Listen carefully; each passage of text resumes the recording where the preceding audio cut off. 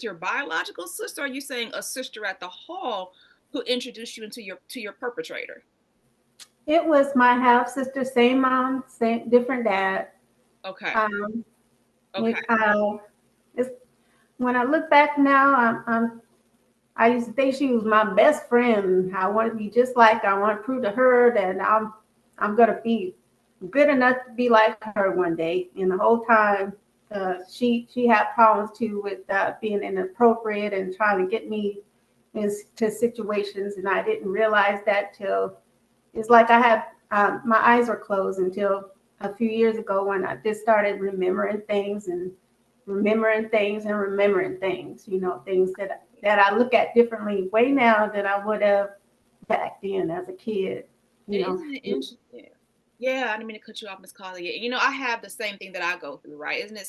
I mean, like that's how our memories come back. It's not like organized, right? They come back.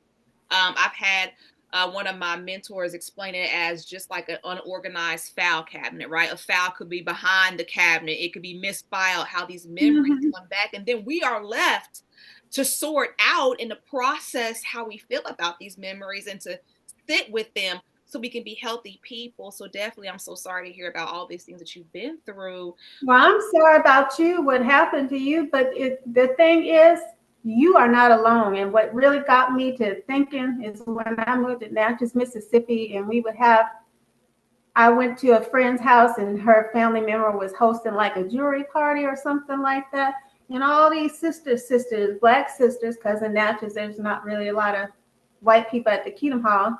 You know, I love my white brothers and sisters, but I'm saying it was a whole room full of us talking about that. I don't know how we started talking about how people had introduced them to these men and when they was little and they was abusing them and stuff like that sexually. And I'm like, all these sisters in here? That's a big old house room full of people here. All Jehovah's Witnesses talking about the same thing happened to them, either at school or from family or something like that. A whole bunch of us. I'm like, oh my goodness, and nobody ever says nothing about it. And Nobody. where's the healing? And people get sick and they die early because all that trauma is in there. So I'm so Mhm. glad that you became a life coach and you are, and you can understand so much of this now and that you are able to, help others like you're doing with me. Thank you for being open to sharing this journey with me and help me to bring awareness to these horrible things. And like we said, this was in the 80s, but you went to it, it does not make a difference. But I did want to know if these were black elders or white elders, but you went predominantly to a black congregation. Is that correct? I went predominantly to a white congregation in Denver, Colorado. If they were Um, primarily white when you were a yeah, black. but in Natchez, Mississippi, when I moved with my second husband from Texas to Mississippi, which we'll talk about later, that was an all black funeral hall except for like five white people almost Okay, there, okay, I and want a to I want to handful of. pause something really quickly. So when you were Mhm. 11 in the fifth grade, you were at predominantly an all white congregation. So That's these were right. The white neighborhood elders. was. Hmm. Okay, so these Were were white white. elders who told you that it was your fault. That's right. And see the way that, and I'm not putting words in your mouth, the way that I look even deeper into this is the fact that historically white males over sexualize black girls, black women. That's right.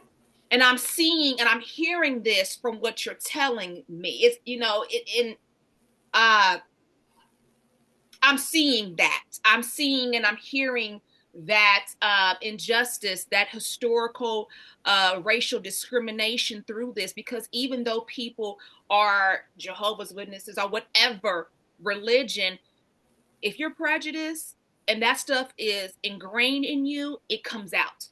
It still comes out. It comes out in your behaviors and the way you are treating people. Whatever happened to